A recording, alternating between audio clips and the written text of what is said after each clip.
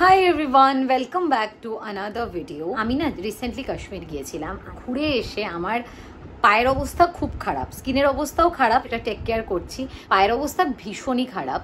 অনেকদিন আগে না কোথাও একটা র্যান্ডম কোনো রিলে দেখেছিলাম যে পেডিকিওর অ্যাট হোম, মানে একটা হোম রেমেডি দেখেছিলাম। আর আমি না খুব একটা পার্লার পার্সন নই যে আমার কিছু হলো আমি পার্লার চলে গেলাম, একটা কিছু ট্রিটমেন্ট করিয়ে নিলাম। তো আমি ভাবলাম যে সেটা ট্রাই করি। আর যখন আমি ট্রাই করছি তখন তোমাদের সাথে শেয়ার করি। আমি পুরোটাই দেখাবো, বিফোর আফটার, যে আমার পাটা এখন কেমন আছে আর আফটার মানে পেডিকিওরের পর সেটা কেমন হয়। চলো আজকের ভিডিওটা তোমাদের সাথেও শেয়ার করি। আমি নিজেও জানি না কেমন কি কন্ডিশন হবে, যদিও একদিনে অতটা বোঝা যায় না, বাট আমি চেষ্টা করবো এটাকে রেগুলারলি মেনটেন করার। চলো বেশি দেরি না করে শুরু করা যাক। এখানে আমি নিয়েছি এক সসপ্যান ভর্তি জল। এর ভেতরে আমি দেব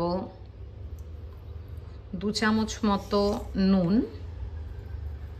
1 চামচ মতো মানে এতটা মতো হলুদ, আর একটু হলুদ দেব।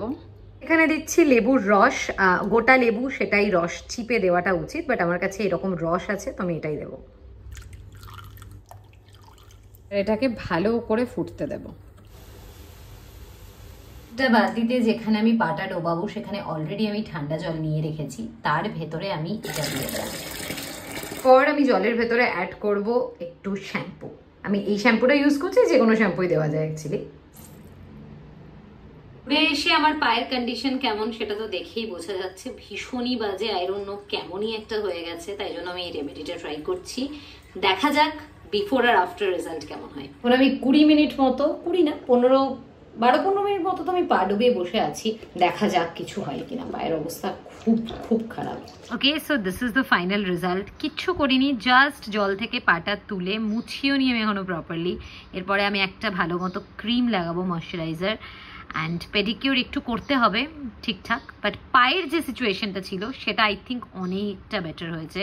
এবার আমি ভালো করে ময়শ্চারাইজার লাগিয়ে নিয়েছি, অনেকটা ভালো হয়েছে পায়ের অবস্থাটা। তো ডেফিনেটলি তোমরা কিন্তু এটা ট্রাই করতে পারো।